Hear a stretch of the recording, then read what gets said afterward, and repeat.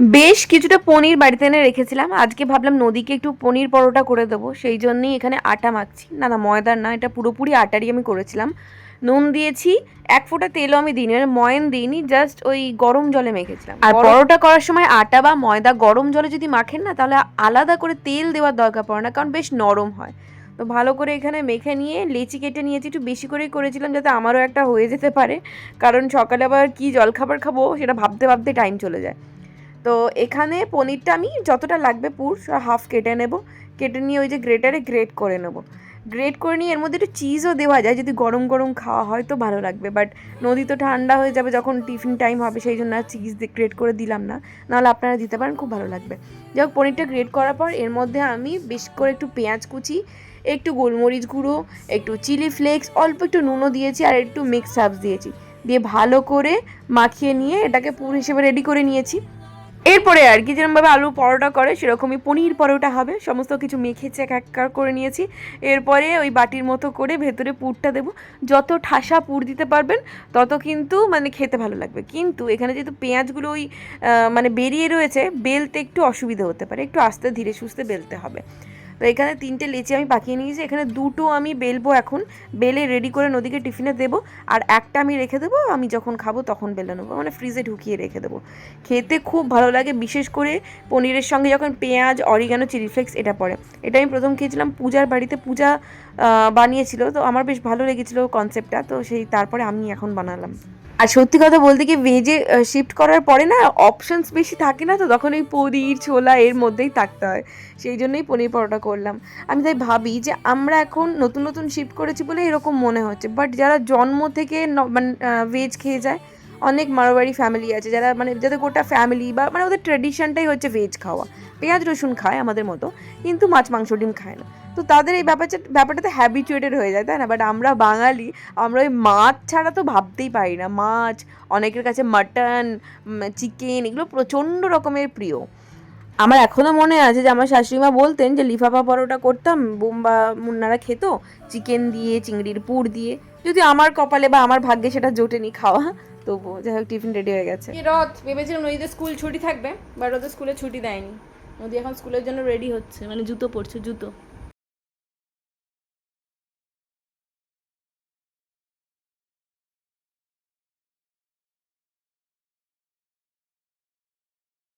মুখে জল দিলি কেন? রোদ নিয়ে কি করবি? রোদ তো না থাকাই ভালো। আমার মাধবীলতা দেখুন পুরো ভরে গেছে গাছটা ফুলে, ও কি ভালো লাগছে গো। আমার কত মাধবীলতা হয়েছে, পুরো ঝুমকো লতা একদম। আর ফুলের থোকাগুলো দেখো, থোকাগুলো দেখো কত মোটা মোটা, কি সুন্দর।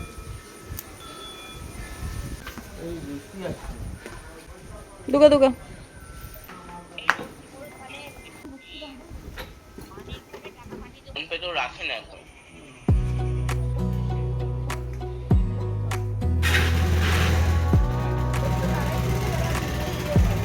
Wanna clear a bottle of Cabernet. Wanna stay home, not even drink. অনেক দিন না ক্ষীর খাওয়া হয়নি, আর আজকে হচ্ছে মোক্ষম সুযোগ, যখন দেখছি যে আমার গ্লুকোজ লেভেল এত ডাউন, মানে এত কম, তো সেই জন্য এটা করা, ক্ষীর বানাচ্ছি আজকে।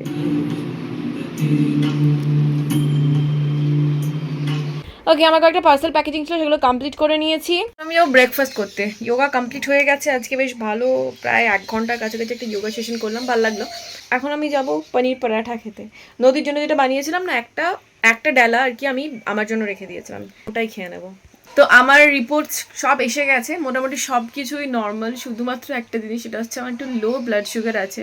এটা আমার বরাবরই, অনেকে আমাকে কমেন্ট করেন না যে চিনি কম খাও তাহলে পিম্পল কমবে, বাট খাওয়ার পরে যে গ্লুকোজ লেভেলটা বেশি সেটা হচ্ছে 69 অনলি। এখন বেশি করে চিনি খেতে হবে, চিনির পরিমাণ কম হয়ে যাচ্ছে, ওকে রাখতে হবে, শরীরকে ঠান্ডা করতে হবে। কোলেস্ট্রল আছে, কোলেস্ট্রল বর্ডার লাইনে আছে, আর ওটাকে আরেকটু কন্ট্রোল করতে হবে, আরেকটু ভাজা পোড়া কম খেতে হবে। এতক্ষণ বৃষ্টির নামও নিশান ছিল না, এখন শুরু হয়েছে, দেখুন পাখিগুলো কিচির মিচির করছে। কি হলো রে তোদের? সকালবেলা পড়াশোনা নেই, কিচির মিচির করছিস বসে বসে দুটোতে, বসে কিচির মিচির করছে। আমার শুনছে, দেখুন পড়াশোনা করবি না, এটাও যাবে ওকে দেখে। এই এই এই এই এই ভাবছি কি করবো, কোথায় যাব। 1 hour later. আমি ভাবলাম বউটার পেছন পেছন বরটাও চলে যাবে, বাট যারা 1 ঘন্টা গেছে এখানেই বসে আছে, মানে বউয়ের সাথে ওর বিতৃষ্ণা হয়ে গেছে, এত ঝগড়াঝাটি অশান্তি করে। যাই 1 ঘন্টা পর বউয়ের কাছে এক হাত দূরে বসে আছে। এটা বানিয়ে রেখে দিলাম, এরপরে দুপুরে বানাবো জিলাপি, রথের স্পেশাল গরম গরম। রথের দিনে গরম গরম জিলাপি খেতে হবে, পাঁপড় ভাজা খেতে হবে, তবে না রথ বলো। হ্যাঁ, ঘুগনি খেতে হবে, কাঁঠাল খেতে হবে। কাঁঠাল? হ্যাঁ, জগন্নাথের মেন জিনিস। হ্যাঁ হ্যাঁ, সবই তো খেলাম। কাঁচকলা খেলা হয়ে যায়, পিঠ খেলা হয়ে যায়।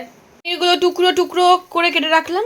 টুকরো টুকরো কত ছবি আঁকা হয়ে যায় জীবনে, কিছু রং ছাড়িয়ে কিছু কথা হারিয়ে। গানটা গাইলাম, এটা কিসের গান? যারা 90s এর কিড তারা খুব ভালো করে জানবে, ওকে, কমেন্টে জানাবে। এই সানরাইজে একটু পোস্ত আছে, এই পোস্তটা বেটে নেবো, পোস্ত দিয়ে করবো এই পনিরটা। আর মেয়ের টিফিন থেকে বেঁচে যাওয়া পরোটা, এটা আমি এখন খেয়ে নেবো একটা। ইয়েস, একটাই এনাফ। ও হলো আমার ব্রেকফাস্ট। এখানে একটা পনির পরোটা, এখানে আছে টক দইয়ের মধ্যে একটু পেঁয়াজ, একটু শসা, একটু গোলমরিচ গুঁড়ো দিয়ে দিয়েছি, আর এই হলো আসল শসা। এই হচ্ছে আমার জলখাবার। এখন একটা পরোটার একটা শসা নিয়ে আমি ফুড ব্লগারদের মতো খেতে বসবো। দেখুন কটা কামড়ে একটা পরোটা আমি শেষ করলাম, কমেন্টে বলুন তো। মানে সিরিয়াসলি এটা কোনো টাস্ক হলো? মানে কাজ না থাকলে মানুষ কি করে? খাবার গুনবে? ছি ছি ছি ছি। সত্যি কথা বলতে কি, যখন আমি মাছ মাংস ডিম খেতাম তখন আমার এই পনিরটা অতটা ভালো লাগতো না, 2 চোখে বিষ, মানে শুধুমাত্র বৃহস্পতিবারেই এই পনির হতো। বাট এখন এই পনিরই হচ্ছে আমার কাছে লাইফ অপশনস। তো সেই জন্য আমি যেটা করলাম সেটাকে একটু পোস্ত পোস্ত দিয়ে ভালোভাবে বানালাম। ওই পনির যেভাবে শাহি পনির, হেনা পনির, তেনা পনির করে, ওটা তো আর ভাত দিয়ে খেতে ভালো লাগে না, ওটাও একটু রুমালি রুটি হোক, একটু নান হোক, ওর সাথে ভালো লাগে। বাট এই ভাতের সাথে ওই জন্যই আমি পোস্ত পনির বানালাম। অল্প একটু কাজু বাদাম বাটাও দিয়েছি, টেস্টটা একটু এনহ্যান্স করে, ভালো লাগে, খারাপ লাগে না। দিয়ে লাস্টে একটু সর্ষের তেল ছড়িয়ে আমার পোস্ত পনির একদম রেডি। যদি ওটা খাবার পর সবাই অ্যাপ্রিসিয়েট করেছিল যে না ভালো লাগছে, খারাপ লাগছে না। আমার নিরামিষের জন্য না, আজকে বৃহস্পতিবার ছিল বলে তাই, কালকে ওদের সবারই জন্য ডিম হয়ে যাবে, বিকজ বাড়িতে অভিষেক ছাড়া কেউ মাছ ভালোবাসে না।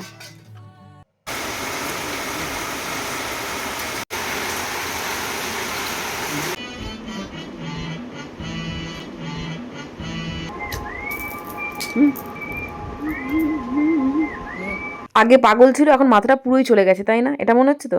কিন্তু বিশ্বাস করুন আমি এরকমই করি যখন কিছু করার থাকে না। কি পাগল, নানান ধরনের মুখভঙ্গি করি। তো কি করব? হ্যাঁ, কি করবোটা কি? বৃষ্টি পড়ছে, কোথাও যাওয়ার নেই, কিছু না, ঘরে বসে বসে মশা মারবো? আমাদের সিম্পল লাঞ্চ দেখুন, মুসুর ডাল, এখানে সেদ্ধ মুসুর ডাল, এখানে আলু ভাজা, আর এখানে হলো পনির। এই দিয়েই খাবো ভাত। রথের দিনে স্কুল ছুটি থাকতো, বাবার সাথে গিয়ে ঘুগনি, পাঁপড় ভাজা, জিলিপি তো অবশ্যই খেতাম, আর সাথে নিয়েও আসতাম, আর সাথে মোমের পুতুল আর খেলনা বাটি, এগুলো মাস্ট ছিল। এই সব তো ছেড়ে দিন, এখন বাচ্চাদের রথে স্কুলই ছুটি থাকে না, ইংলিশ মিডিয়াম বলে কথা। তো যাই হোক, ছুটি থাকে না, ভাবলাম স্কুল থেকে ফিরলে ঠাকুরপুকুরে যে মেলাটা বসে ওখানে যাব, একটু মেলাটালা দেখবো, কারণ গত 7 বছর ধরে এখানে আছি, একদিনও দেখার সৌভাগ্য হয়নি। পোড়া কপাল, এবারেই নাকি ঠাকুরপুকুরের মেলা হচ্ছে, খুঁড়ে খাঁড়ে রাস্তা সমস্ত কাজ রিপেয়ার হচ্ছে। ভাবছি বিদ্যানগরের এখানে যেটা হয় সেখানে যাব, ছোট করে হয় কিন্তু হয়। কেসটা যেটা হলো, এবারে তো রথের দড়ি আমরা টানতে পারবো না, রথ কিনতেও পারবো না, এতদিন না 1 বছর হচ্ছে। কিন্তু রথের দিনে একটু জিলাপি আর পাঁপড় ভাজা হবে না? সেটা কি হয়? যেরকম পারি, যতটা পারি সেটা চেষ্টা করবো। চলুন জিলাপি বানাই। নিজের জীবনটাকে তো জিলাপির প্যাচ বানিয়ে নিয়েইছি, এবার খাবারেও জিলাপি বানাবো। এখানে সিরাপটা রেডি করার জন্য আমি চিনি নিয়ে নিয়েছি 2 কাপ ভর্তি। এখানে 1 কাপ জল দিয়ে আমি সিরাপটা তৈরি করবো, বাট পরে, আগে ব্যাটার তৈরি করে নিই, কারণ গরম অবস্থাতে ঢালতে হবে। বেচারা বোতল, কিছুক্ষণ পরে তোর মুন্ডু ফুটো করে দেবো। যতটা বানাতে চাইছেন সেই হিসাব অনুযায়ী নেব ময়দা। 1 চামচের মতো দেওয়া হবে ঘৃত। নুন তো দিতেই হবে, তাই না? সব কিছু নেড়ে ঘেঁটে নিলাম। সমস্ত ভিডিও দেখে নিয়েছি, প্রত্যেকটা ভিডিওতে দেখাচ্ছে এরকম একটা ইনোর স্যাচে কেটে এর মধ্যে মিশিয়ে দিচ্ছে। কেন কে জানে, ফুলবে না ফলবে ভগবান সেই জন্য। ওরা যখন মেশাচ্ছে আমিও মিশিয়ে দিই। আমি জীবনে কোনোদিন ইনো ইউজ করে রান্না করিনি বাবা। এবার গ্রিন কালারে সবুজ রঙের জিলাপি না হয়ে যায়। পরে জল দিয়ে থক থক একটা ব্যাটার তৈরি করবো। জগন্নাথ দেখেছেন ইনো দিতে কিরকম ফুলে ফেপে একাকার। মুচমুচে হবে এটা, মুচমুচা। ব্যাটারটা তো রেডি, এবার এটাকে এর মধ্যে ভরতে হবে। আমার কাছে আলাদা করে কোনো জিলাপি ফিলাপি বানানোর জন্য কোনো জিনিসপত্র নেই। বেসিক্যালি এর মুখটা ফুটো করবো, দিয়ে এটার মধ্যে ঢেলে করবো যা করার। এরকম একটা ছুরি নেবো, কারণ আমার গোল কিছু নেই। মুখটাকে আগুনে পোড়াবো, গরম হয়ে গেলে এবার ফুটো করে নেবো। ওই এরম এই হাতটা কিন্তু এরম ঘোরাবেন, নাহলে ছুরির আকারে জিলাপি বেরোবে। এই যে কাপের 2 কাপ চিনি নিয়েছিলাম সেই কাপেরই 1 কাপ জল দেবো, ঢাইলে দিলাম। কি হবে ভগবান, জিলাপিটা সত্যি এর নাম জিলাপি এই জন্যই হয়েছে ভাই, এত খাটনি খাটতে হবে কি জানতে, চামচ করে কতক্ষণে ডুববে এটা।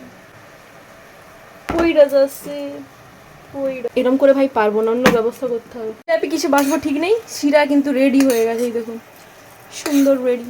কালারিং করার জন্য এর মধ্যে কালারও অ্যাড করতে পারেন, আমার কাছে কিছুই নেই, কি করবো বলো। ব্যাগটা অলরেডি ভেবেছি, এই যে ব্যাগটা পেপার ব্যাগ বা কি ব্যাগ, ভুসির ব্যাগ, তো এই ব্যাগটার ভেতরে আমি ব্যাটারটা ঢালবো। ওকে, বন্ধ কোনটা খোলা তাই জানি না, আর জিলাপি বানাতে এসেছি। ইয়াস, হয়ে গেছে। এই যে এটার মধ্যে পুরো ব্যাটারটা আমি ঢালবো। ওরে জিলাপি বানাবো বলো গো সুচরিতা। এর ফাইনালি কিছুটা বন্দোবস্ত করা গেছে, বাট দেখা যাক কতটা ওয়ার্কআউট করে ব্যাপারটা। এবার এটাকে আমি এইভাবে ধরবো, এইভাবে জিলাপি বানাবো। আর লোহার কড়া, এরপরে ঢেলে দিচ্ছি তেল। সুন্দরভাবে কড়াই গরমও হয়ে গেছে, এটা নিয়েছি ফুটো। এবার এটাকে হাত দিয়ে বন্ধ করে এরকম করে তারপরে এটাকে ঢালবো। এটা কি হচ্ছে, ক্যা হো রা হ্যায় ইয়ে, এরকম বাঁকা বাঁকা হচ্ছে কেন? মোটু আর পাতলু দুটো উল্টে দিই, চন্দ্রবড়া সাপ মনে হচ্ছে। এবার এটাকে ফেলে দেবো এটার মধ্যে। হরে কৃষ্ণ নাম দিল, আর একটু ভালো করে ভাজা হলেই ফেলে দেবো। এই যে খেয়ে নিবি, নো চাপস। বাহ, এটা ভালো কি হয়েছে দেখুন। দেখুন, কেউ বলতে পারবে এটা জিলাপি নয়? কেউ বলতে পারবে? তাহলে বলুন। এবার পরপর করে ভেজে নেবো।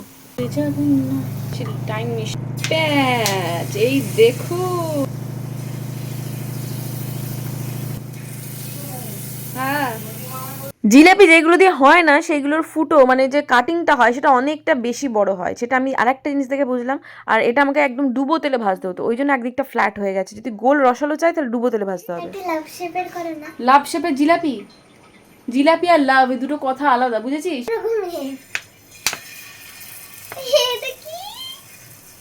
হে ভগবান, এটা কি হচ্ছে? এটা হবে না, সেই গোলই হয়ে যাচ্ছে আলটিমেটলি।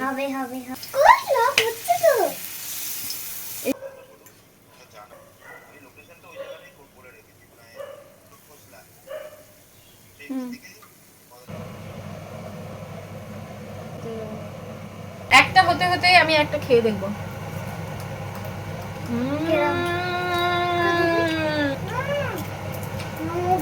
আমার জিলাপি একদম রেডি। কতটা ক্রিস্পি হয়েছে সেটা একটা নদী খেয়ে বলবে। ওকে, এটা দিচ্ছি, খা।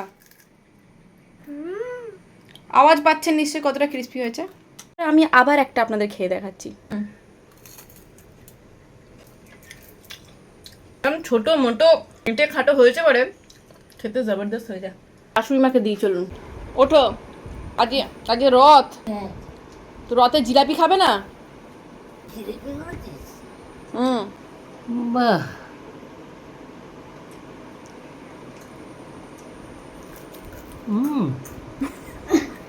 দারুণ হয়েছে।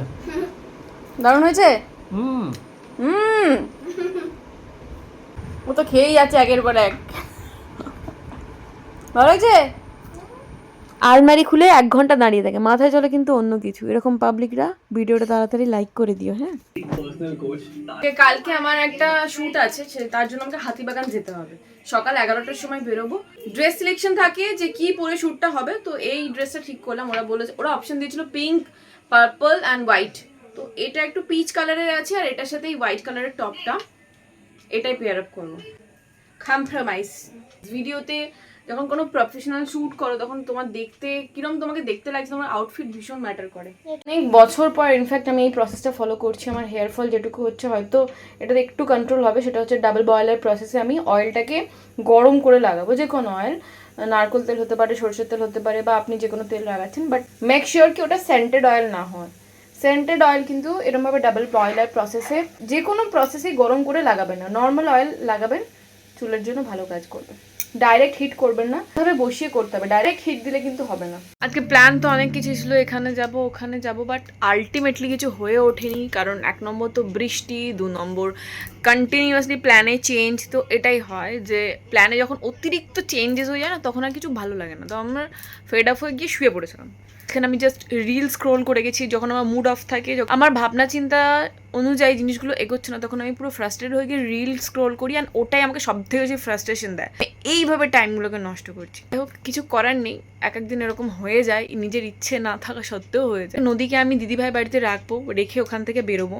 আর একা যাওয়া সম্ভব না, কারণ আমার মানে প্রপারলি শ্যুট করার জন্য না একজনকে দরকার। তো আমার সাথে সুস্মিতা যাবে। পূজার এখন সময় হবে না, পূজা যেহেতু এখন জিমে ইনভলভ হয়ে গেছে, তাই ও বেশি টাইম আমাদের সাথে স্পেন্ড করতে পারবে না। সেটা আমি আর কিছু বলিও নি ওকে। তো সুস্মিতা যাবে বলেছে। ইনফ্যাক্ট সুস্মিতাকে আমি বলিনি, সুস্মিতা নিজে থেকেই বললো যে ঠিক আছে আমি চলে যাবো, অসুবিধা নেই। সেই জন্যই আমরা দুজনে কালকে বেরোবো, সকাল 11টার মধ্যে বেরোবো। মোটামুটি 12টা-1টায় ওখানে পৌঁছে 0.5 ঘন্টা থেকে 45 মিনিট লাগবে আমার শ্যুটটা কমপ্লিট করতে। তারপরে আর কি হাতিবাগানটা এক্সপ্লোর করবো, সামনেই বড়দির বাড়ি, ভাবছি একবার দেখা করে আসবো, যদি থাকে তো বাড়িতে। ওরা 12টা বাজছে, আমার এখন ঘুম আসবে না, কারণ দুপুরে আমি একটু ঘুম নিয়েছিলাম। এখন বসে বসে এডিটিং করবো, আরও অনেক কাজ টাজ আছে, ভালো লাগছে না। আপনাদের কিরকম হচ্ছে মুড? আমাদের বর্ষাকালে তো চুল তো সুইংয়ের মতো দুলে দুলে সব নিচে পড়ে যাচ্ছে, তার সাথে মুড সুইং কীরকম হচ্ছে কমেন্টে জানান। মানে এই ভালো এই খারাপ গানটা আছে না, ওই রকম অবস্থা। বাই।